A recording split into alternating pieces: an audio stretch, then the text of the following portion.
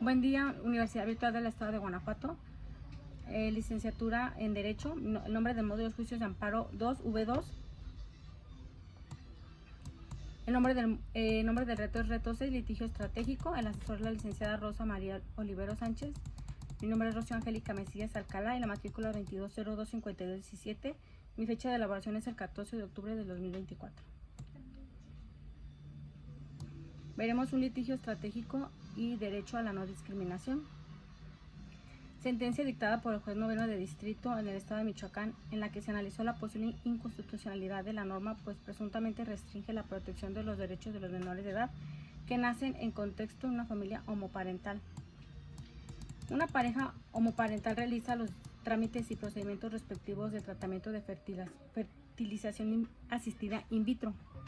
La aludida el día 26 de febrero del 2019 a las 8 horas con 51 minutos y las 8 horas 53 minutos dio a luz a dos hijos de nombres respectivamente, quienes nacieron en el Hospital de la Clínica Universidad en la ciudad de Morelia, Michoacán, tal como se acreditan en los certificados emitidos por la Secretaría de Salud con los números de folio 025225-098 y 0273-6853, que en las copias certificadas obra en los autos.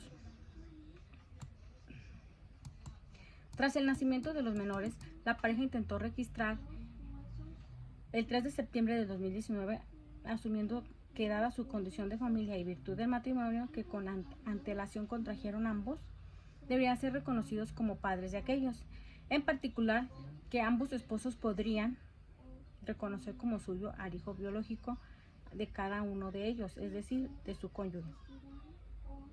Fue así como se dijo el 3 de septiembre del 2019 que presentaron ante la Oficina de Registro Civil de la Ciudad Hidalgo, Michoacán, con el fin de registrar a los menores de edad, con los nombres de y apellidos que corresponden a los quejosos. Ambos en cuanto a padres biológicos de respectivos hijos y además por ser cónyuges atendiendo a los menores que nacieron dentro del matrimonio que los une.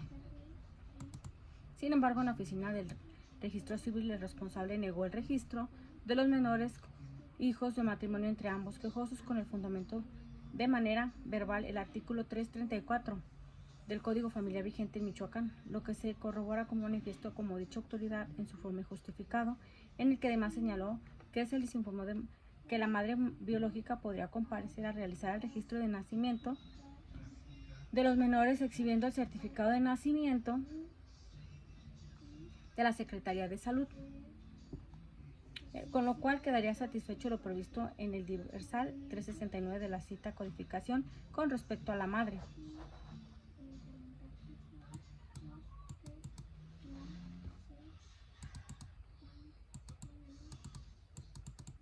También aduden que los responsables vulneran el prejuicio a sus menores hijos del derecho de identidad y al nombre de conformidad con el orden nacional e internacional en la doctrina al negar el registro a sus menores en aplicación del artículo 334 del Código Familiar de Michoacán. Los anteriores motivos en inconformidad, como ya se dijo, son fundados, como se verá a continuación. En efecto, el artículo cuya constitucionalidad se cuestiona dispone lo siguiente. El artículo 334, cuando se trata de matrimonio heterosexual, se presumen hijos de los cónyuges, los hijos nacidos después de 180 días contando desde la celebración del matrimonio. Ahora bien, conforme a los derechos de igualdad y no discriminación de las parejas del mismo sexo reconocido en el artículo primero constitucional,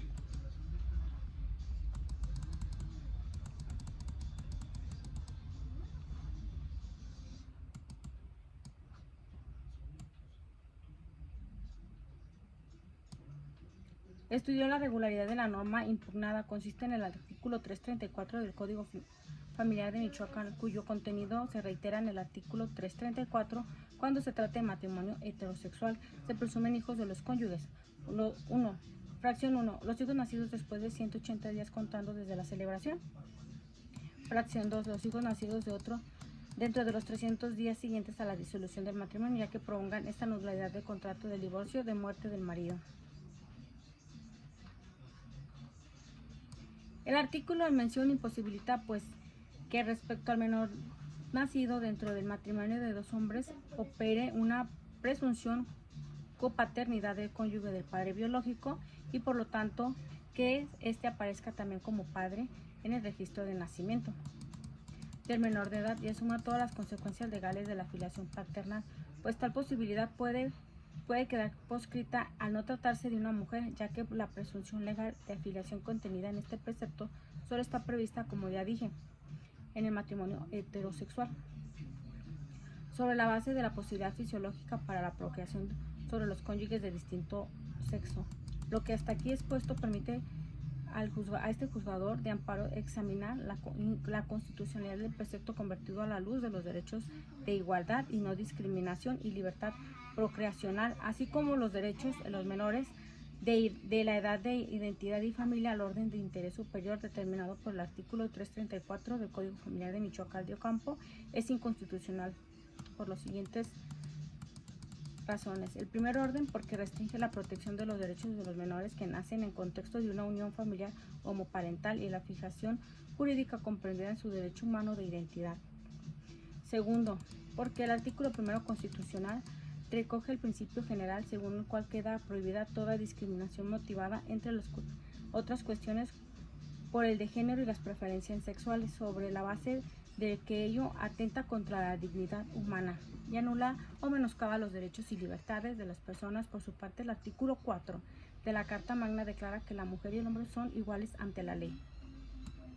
De manera que cuando una norma establece diferencias de trato basadas en los criterios o categorías susceptibles que vulneran los derechos de igualdad o de constituir una discriminación, es deber del órgano de control constitucional examinarla con el rigor necesario para advertir si efectivamente la distinción tiene una justificación válida y razonable, y en caso de precepto controvertido se acusa de contener un trato diferenciado basado en el género y orientación sexual de las personas que obligan dicho análisis estricto. Asimismo, el derecho a la protección de la familia, también consagrado en el precepto cuarto constitucional en favor a todos sus miembros, constriñe a que al analizar la constitucionalidad de la regla filiatoria controvertida aquel que se tenga en cuenta.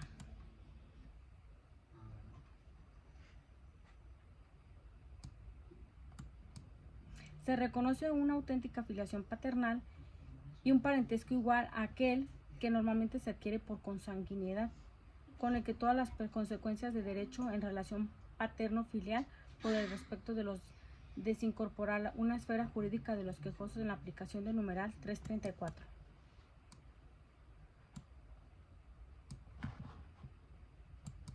Así lo resolvió el licenciado Luis Fernando Arriola Villa, juez noveno del distrito del estado de Michoacán. Ahora daremos respuesta a los siguientes cuestionamientos. ¿Cuál es la relación de derecho a la no discriminación como litigio estratégico? El litigio estratégico o impacto en los derechos humanos o litigio de interés público en los derechos humanos, como también se llama, consiste en la selección y presentación de un caso ante los tribunales nacionales o internacionales como un medio para defender y promover los derechos humanos. Esto a fines de cambiar o reformar, aplicar las leyes, cambiar la reforma o políticas o prácticas de las instituciones públicas o de la sociedad, o también cambiar la forma en la que las variables determinan un comportamiento social u opinión pública violatoria de estos derechos. ¿Qué es la discriminación? La discriminación se entenderá por discriminación según lo establecido en la Ley Federal para prevenir y eliminar la discriminación, toda distinción, exclusión, restricción o preferencia que, por acción o omisión, con intento o sin ella, no sea objetiva, racional ni proporcional y tenga por objeto el resultado de obstaculizar, restringir, impedir, menoscabar o anular el reconocido goce de ejercicio de los derechos humanos y libertades, cuando se basa en uno más de los siguientes motivos: el origen étnico o nacional, el color de piel, cultura, sexo o el género, la edad, las discapacidades, la condición social y económica de salud, entre otras. La Ley Federal para prevenir y eliminar la discriminación, en el artículo 1 constitucional, dice que para los efectos de esta ley se entenderá por discriminación toda distinción, exclusión, restricción o preferencia por acción u omisión, intención sin ella, o no sea objetiva, racional ni proporcional.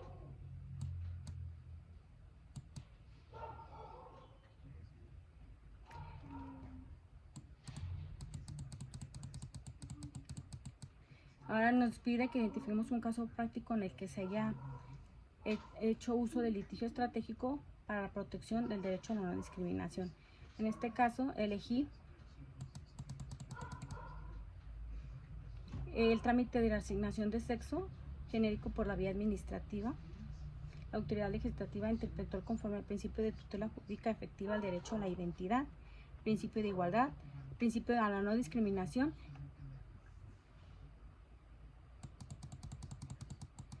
En la administrativa 2017, octavo Tribunal Colegiado del Circuito del Centro Auxiliar de la Primera Región, con residencia en Naucalpan, Juárez, Estado de México.